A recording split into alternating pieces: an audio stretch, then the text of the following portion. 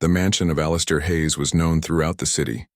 It was a place of glass windows, marble floors, and endless rooms that echoed with wealth. From the outside, people admired it. They said it looked like a palace, built for laughter, music, and celebration. But those who worked inside knew a very different truth. The house was silent, too silent. Alistair Hayes was a man of fortune, a millionaire whose name was tied to banks, businesses, and power. He was respected in boardrooms, feared in negotiations, and envied by men who wanted his success. Yet, when he walked through his own home, all his achievements meant little. The echo of his footsteps was often the only sound in those wide, expensive halls. The silence came from one reason: his son, Daniel. Daniel had been born with a condition that weakened his legs. Doctors said he might walk with support, but he would never run like other children. From the very beginning, his childhood was shaped not by freedom, but by limitations. Nurses carried him from room to room. Tutors came and left, teaching him within the same four walls. And while his father gave him everything money could buy, wheelchairs, books, soft toys, games, Daniel remained quiet, reserved, and distant. There was no laughter in the house, no playful noise of a child running, no sound of joy.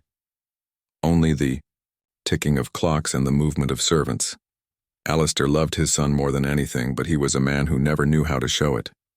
He wanted to protect Daniel, to keep him safe from pain and humiliation. But in doing so, he built walls around him. He shielded him so much that he forgot his son needed more than protection. He needed connection, joy, and a reason to smile.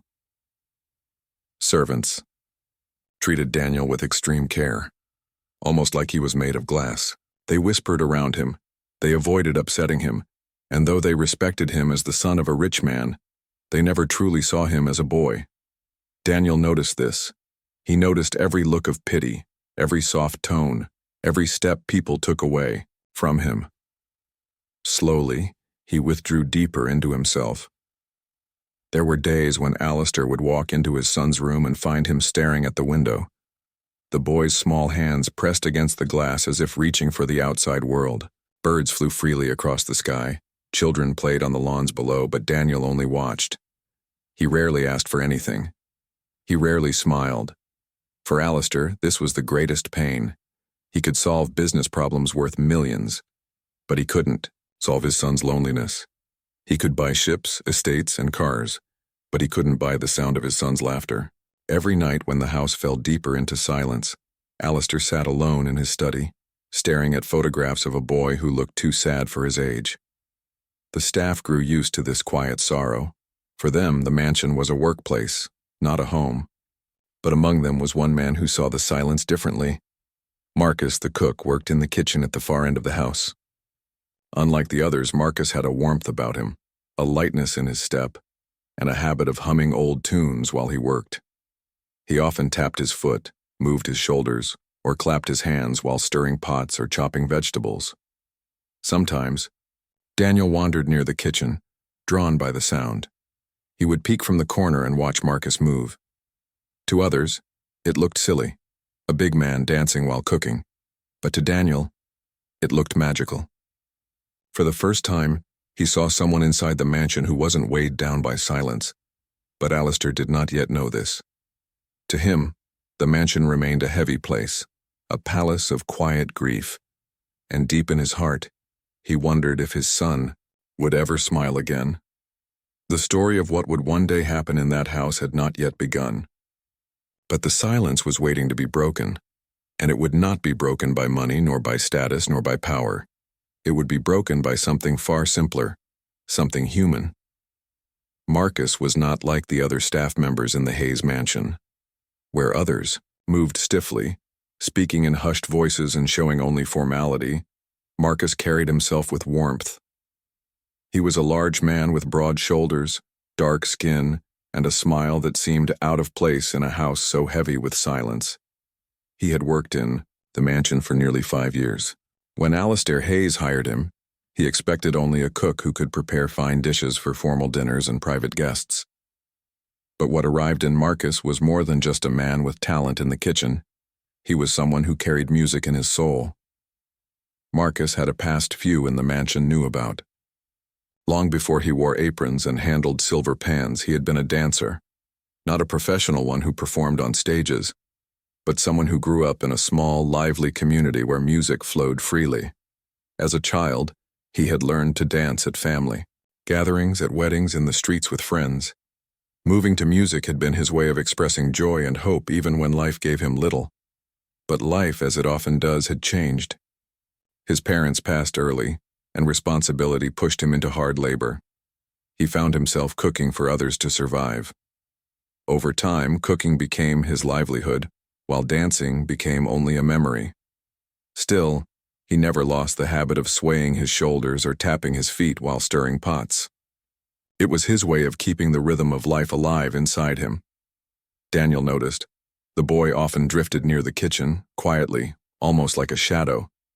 He would sit in the doorway, his thin legs pulled close, watching Marcus hum old tunes while chopping vegetables or kneading dough. At first, Marcus thought the boy came only for the smell of food. But then he realized Daniel stayed long after the plates were set aside. The child wasn't hungry. He was listening. He was watching. Marcus never treated Daniel like glass. While others bowed their heads or spoke with pity, Marcus greeted him with the same booming cheer he used for anyone. "Morning, young man," he would say, grinning. "You came to check if I burned the soup again?" The boy would smile faintly, the corners of his mouth twitching, though he rarely answered. There was no pity in Marcus's eyes, and Daniel felt that difference deeply.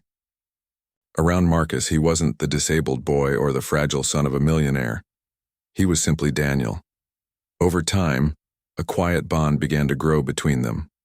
Marcus would place small samples of food in front of the boy, a spoon of soup, a piece of bread still warm, a tiny slice of pie, and ask him for his opinion. Daniel, shy at first, would nod or shake his head. Slowly, words followed. "It's good," he whispered one afternoon. Marcus laughed loudly, clapping his hands. "Well then, if the young master says it's good, I must be doing something right." That was the first time in years Daniel had spoken with such confidence. One evening, Marcus was cleaning the counters when he caught Daniel tapping his fingers lightly against his wheelchair, almost in rhythm with the tune Marcus was humming. Marcus's eyes softened. Without thinking, he began to exaggerate his movements, twirling the spoon like a baton, stepping side to side, making the boy giggle. Daniel's laughter was soft, fragile, but real. It filled the kitchen like sunlight breaking through clouds. Marcus froze for a second, almost shocked. That sound was rare, beautiful. He wanted to hear it again. So he tapped his feet louder, spun around clumsily, and bowed dramatically like a stage dancer. Daniel's giggle returned, brighter this time. Marcus knew in that moment that this child did not need protection from life. He needed to feel life. And Marcus, with his forgotten love of dance, had unknowingly found a way to give it back to him. What neither of them knew was that this small secret connection would soon shake the walls of the silent mansion. It would reach the heart of Alistair Hayes himself, a man who had long forgotten how to smile. But for now, in the quiet kitchen, it was only a cook and a boy. One humming, one listening, one dancing with his soul, the other slowly learning to join. And for the first time in a very long while, Daniel no longer felt invisible. One afternoon, the house was quieter than usual. The staff were busy preparing for an evening dinner, and Alistair Hayes had returned home earlier than expected. Normally, when he entered his mansion, the silence pressed on him like a weight. But that day, something unusual reached his ears, a faint sound, soft and warm. It wasn't music from a speaker nor the sound of footsteps. It was laughter. Alistair stopped in the hallway, almost unsure if he had imagined it. Laughter had not lived in his home for a long time. Slowly, he followed the sound, his polished shoes clicking on the marble floor, leading him toward the living room. What he saw when he stepped into the doorway froze him. In the center of the room, Marcus stood with Daniel. The big cook was humming an old tune, moving his body gently from side to side. He held Daniel's small hands, guiding him carefully in a slow, swaying dance. Daniel's thin legs wobbled awkwardly, but Marcus steadied him with a strong, patient grip, and Daniel, his quiet, distant boy, was laughing. It was not the forced smile Alistair sometimes saw during photographs. It was not the polite grin the boy gave when handed a new toy. It was real. His face glowed with joy, his voice echoed in little bursts of happiness, and his eyes were brighter than Alistair had seen in years. For a long moment, Alistair could not move. His chest tightened, and he felt something he had almost forgotten: tears rising behind his eyes. He had spent years trying to give Daniel the best doctors, the most expensive gifts, the safest environment. But none of those things had ever made his boy laugh like this. And it wasn't wealth, status, or medicine that had given Daniel this moment. It was the simple act of a man dancing with him. Marcus noticed Alistair in the doorway first. His humming faltered, and he froze mid-step. His big hands immediately let go of Daniel's as though afraid he had crossed a line. His eyes widened with fear. To touch the millionaire's son without permission was dangerous. To dance with him was unthinkable. Daniel stumbled slightly when Marcus let go, but his father's presence seemed to steady him. He looked up and saw Alistair watching. For a heartbeat, Daniel's expression changed to worry, as if he expected anger or disappointment. But then, something incredible happened. Daniel spoke. "Papa," he said, his small voice trembling but proud. "I was dancing." The word struck Alistair like lightning. He had heard his son speak before, but never with such brightness, never with such pride. In that single word, Daniel seemed to claim something for himself, a moment of joy, a moment of freedom. Alistair's heart ached. He wanted to rush forward to hold his son tightly, but he stood rooted in the doorway, battling emotions he did not understand. Anger whispered at the back of his mind. A servant dared to do what I could not. But louder than that anger was something else: gratitude, wonder, and the sharp sting of realization. His son was not broken. His son did not need endless walls of protection. What he needed was to be seen, to be guided, to be allowed to laugh. Marcus lowered his head, his deep voice breaking the silence. "I'm sorry, sir," he said. "He asked me, he wanted to try. I didn't mean any disrespect." But Alistair barely heard him. His eyes were fixed on Daniel, who was still smiling shyly, as if waiting for permission to feel joy. For the first time in years, the mansion's silence had been broken. Not by money, not by duty, but by something simple and human. And though Alistair did not yet know it, this hidden moment would change everything. Alistair Hayes stood in the doorway, his body stiff, his heart in turmoil. The image of his son laughing, truly laughing, was burned into his mind. It should have filled him with joy, yet at the same time something heavy twisted inside him. For years, Alistair had built walls around Daniel. He told himself it was love. He wanted to shield his fragile boy from hurt, from mockery, from failure. But the truth was, those walls had trapped him instead. And now, in a single afternoon, a servant, his cook, had broken through them with nothing but a tune and a dance. Pride and gratitude battled inside Alistair. Part of him wanted to thank Marcus, to embrace the man for giving Daniel something no doctor, no toy, no tutor ever had. But another part of him, the proud, guarded man who cared for rules and reputation, felt unsettled.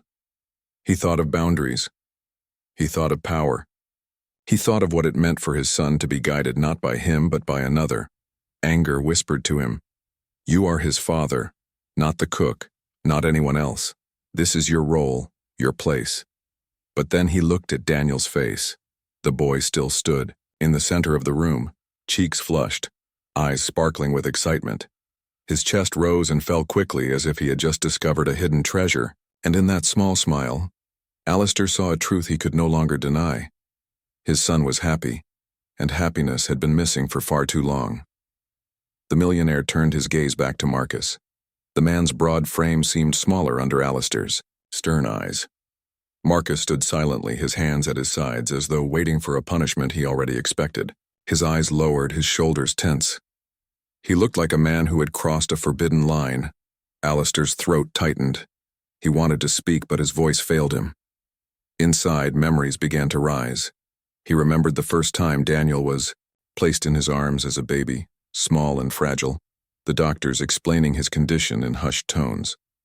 He remembered the nights sitting alone in his study, staring at business contracts, but thinking only of his son's future. He remembered birthdays that felt more like hospital visits and holidays that ended in silence. All the love he carried for Daniel had been hidden beneath fear of what the world would say, fear of how his son might suffer. And in that fear, he had forgotten the most important part of being a father, giving his child joy. Now here it was, joy shining in front of him, brought not by money, not by doctors, but by the simple kindness of another man. Alistair's chest ached. He wanted to shout, to demand why Marcus had taken liberties. He wanted to remind him of his place. But he also wanted to cry, to fall to his knees, to thank him. For a long moment the room was silent. Daniel looked from his father to Marcus, sensing the tension, his smile fading into uncertainty. The boy's small voice broke the quiet. "Papa, I liked it, I was dancing." Those words, so fragile yet so proud, cut through every wall inside Alistair. He had been given wealth, success, respect from the world, but here was his son asking only for the chance to feel alive. Alistair's anger began to crumble. He realized the real conflict was not between him and Marcus, nor between rules and respect. The conflict was inside himself, between pride and love, between fear and freedom. And standing there, watching his son's hopeful eyes, Alistair understood. He could cling to pride or he could choose his son's happiness, but he could not have both. The silence in the room was thick. Marcus still stood near Daniel, his hands trembling slightly, his face pale. He had been caught in a moment he never intended for the master of the house to see. He lowered his eyes, waiting for the words that would surely end his time in the mansion. "I'm sorry, sir," Marcus said finally, his deep voice softer than usual. "He asked me to show him how to dance. I didn't mean any harm. If I overstepped, I'll accept whatever comes." Daniel turned his head sharply. His small hands gripped the arms of his wheelchair, and his lips parted. In a voice that shook, but carried more courage than he had ever shown, the boy spoke. "Papa, please, I was dancing." The words echoed in the grand living room. To anyone else, they would have sounded simple. But for Alistair Hayes, those words struck deeper than any speech. Daniel's voice held a pride that had been missing for years. His smile was not polite or forced. It was real. Alistair looked at his son, then at Marcus. His heart ached, pulled in two directions. One part of him still wanted to protect boundaries, to remind Marcus of his place. But another, stronger part of him saw the truth. His boy was happy, and this man had given him that gift. "Daniel." Alistair's voice cracked as he knelt beside his son. It had been so long since he had lowered himself, both physically and emotionally, to this level. He looked into the boy's eyes, searching for the fear, the uncertainty he always expected. But he saw only hope. "You like that?" Alistair asked softly. Daniel nodded quickly, his eyes shining. "Yes, Papa. I want to dance more. Please." The words, "please," carried no desperation, only longing. It was the voice of a child asking not for wealth, not for toys, but for a chance to live. Marcus stood frozen, unsure if he should stay or leave. Every instinct told him to step back, to disappear before anger fell upon him. Yet he couldn't move. He felt the weight of the boy's happiness and the father's silence pressing on him like a storm. Finally, Alistair turned to Marcus. The cook braced himself. He expected the dismissal, the harsh order to pack and leave. He expected to be told he had no right, but instead Alistair did something no one in that mansion would have predicted. He extended his hand. "Teach him," Alistair said, his voice firm but filled with emotion. "Teach my boy to dance." Not just here. Not just secretly. Teach him everywhere. Let him feel it fully. Marcus blinked, his large hands tightening into fists at his side. He could not believe what he had just heard. His employer, a millionaire known for his pride and strictness, was asking him, no, trusting him, with something far greater than food or service. He was trusting him with his son's joy. Daniel gasped softly. His small hands reached for Marcus again, as if afraid this gift would disappear. The cook looked at the boy's eager face, then at the man who now stood with tears in his eyes. Slowly, Marcus nodded. Yes, sir, he said, his voice steady now. I will. I'll teach him everything I know. For the first time, a strange warmth filled the grand hall. It was not the glow of chandeliers or the shine of polished marble. It was something far simpler. It was the warmth of trust, the kind that begins when a father chooses love over pride, and when a servant becomes more than a servant. That evening, long after the house grew quiet again, Alistair sat in his study. But for the first time, he was not haunted by silence. He replayed the sound of his son's laughter, the sight of his little feet moving clumsily but joyfully, the way Daniel's eyes had sparkled. For the first time in many years, Alistair allowed himself to hope. The days that followed felt different inside the Hayes mansion. Where silence once ruled, faint traces of music and laughter began to appear. It started in the evenings, when Marcus would finish his duties in the kitchen and wheel Daniel into the open living room. There, with the curtains drawn wide and the golden light of sunset pouring in, the cook would hum an old tune and guide the boy's hands. At first, Daniel's movements were stiff, his small legs struggling to find rhythm. But Marcus was patient. He never rushed, never frowned when Daniel stumbled. Instead, he encouraged him. That's it, young man. Feel the music, not your feet. Let your heart do the moving. Slowly, step by shaky step, Daniel's confidence grew. His body was weak, but his spirit grew stronger each time Marcus laughed with him. Each time his father stood in the corner watching with misty eyes. For Alistair, these evenings were like miracles. He had spent years believing his son's life would always be quiet, restrained, bound by limits. Now before his very eyes, Daniel was breaking free, not of his disability, but of the fear that had chained him. Still, Alistair's heart carried its conflict. Each night after Daniel fell asleep, he sat alone questioning himself. Why had it taken Marcus to show me what my son needed? Why couldn't I give him this joy? Am I a weak father for standing aside? But whenever these doubts pressed too deeply, he remembered Daniel's smile. That smile reminded him that fatherhood was not about pride. It was about giving his child what he needed most, even if it came through someone else's hands. 1. Afternoon, Alistair made his choice. He called Marcus into his study, the room lined with shelves of books and heavy curtains. Marcus stood nervously, unsure why he had been summoned. He had never been comfortable in the grand office with its polished desk and towering leather chair. Marcus, Alistair began, his voice steady. I want to speak plainly. You have given my son something I could not. You've given him joy, and for that I owe you more than words. Marcus shifted uncomfortably. Sir, I didn't do it for thanks. I only did what any man with a heart would do. Alistair shook his head. No, you did more. You saw him when others only saw weakness. You treated him like a boy, not a burden. That matters. He paused, his eyes softening. From now on, you are not only my cook. You are my son's teacher, his guide, his friend. Marcus's broad chest rose and fell. His eyes glistened and he swallowed hard before nodding. If that's what you wish, sir, then I'll give him everything I know. I'll teach him to dance, to move, to feel proud of himself. And so it began. What started as secret moments in the kitchen became lessons in every room of the mansion.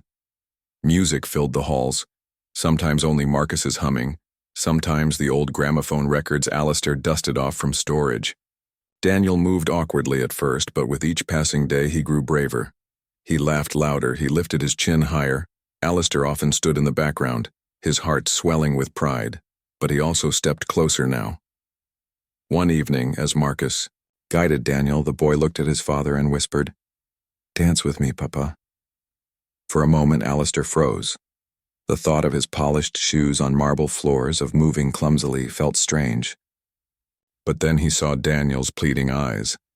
Slowly, with hesitation but also with love, Alistair took his son's small hand. Marcus stepped back, watching quietly. Together, father and son swayed. The millionaire who once filled his home with silence was now guided by the soft laughter of his child. And though his steps were unsteady, his heart had never felt so certain. In that moment, Alistair Hayes made his final choice. He would never again allow fear or pride to steal his son's joy. Weeks turned into months, and the Hayes mansion no longer carried the heavy silence that once haunted its halls. Music became part of its walls, laughter filled its rooms, and for the first time in many years, the house felt like a home. Daniel had changed the most. His legs were still weak, but his spirit no longer was. He had grown braver, more open, and prouder of every step he took. The boy who once sat quietly by the window now asked for music each evening. He wanted to move, to sway, to learn. And when he smiled, it wasn't a fleeting thing. It was a light that warmed everyone around him. Marcus kept his promise. He taught Daniel not just steps, but rhythm, balance, and confidence. Dancing, Marcus often said, is not about being perfect. It's about feeling alive. Daniel listened, and he carried those words in his heart. One evening, Alistair made a decision. He invited his closest friends, wealthy businessmen and political figures, to the mansion. They expected the usual, a formal dinner, a display of wealth, perhaps some talk of contracts. But Alistair had something very different planned. When the guests arrived, they admired the chandeliers, the long dining table, the priceless art on the walls. They spoke in low voices, sipping wine and waiting for the host to begin his speech. But instead of leading them to the dining room, Alistair gathered them in the grand hall. At the center stood Daniel, dressed in a simple but elegant suit. His small hands rested on the arms of his wheelchair, but his eyes sparkled with excitement. Beside him stood Marcus, calm and encouraging, ready to guide the boy. The guests looked around in confusion. This was not what they expected. Whispers rose. What is the boy doing here? Why is the cook beside him? But before anyone could question further, music began to play. It was not loud or grand. It was a gentle melody, one that seemed to fill every corner of the hall with warmth. And then, to everyone's astonishment, Marcus helped Daniel rise to his feet. At first, Daniel wobbled, his legs trembling under his small frame, but Marcus steadied him, holding him with quiet strength. Then, step by step, Daniel began to move. His feet slid clumsily, his balance uncertain, but his face was glowing. His laughter rang out, pure and unrestrained. The hall, filled with powerful men and women, fell silent. Every eye was fixed on the boy. They saw not his weakness, but his courage. They saw not his wheelchair, but his spirit. Alistair stood at the edge, his chest heavy with emotion. For years he had hidden his son from the world, afraid of their judgment. Now he was showing him proudly, not as a boy to be pitied, but as a boy to be admired. Daniel's voice rang out as he turned clumsily but proudly in Marcus's arms. "Papa, watch me. I'm dancing." Alistair's vision blurred with tears. He stepped forward, his voice breaking as he spoke to the crowd. This is my son, and tonight he has taught me more about courage and happiness than all my years of success." The guests, stunned at first, began to clap, then louder. The applause filled the hall, echoing against the high ceilings until it was as powerful as thunder. Some wiped their eyes. Others shook their heads in disbelief. But all of them felt it. The goosebumps. The undeniable truth of the moment. Daniel, laughed again, his face shining, and Alistair walked forward. He took his son's hand, and together, with Marcus smiling proudly beside them, they swayed to the music. It was awkward, imperfect, but it was beautiful. That night no one spoke about wealth, politics, or power. They spoke about a boy who danced, a father who chose love over pride, and a cook whose kindness reminded everyone what humanity truly meant. And long after the guests left, long after the lights dimmed, the sound of Daniel's laughter still echoed in the hearts of all who had witnessed it. Because in that mansion, for the first time in years, joy had truly come home.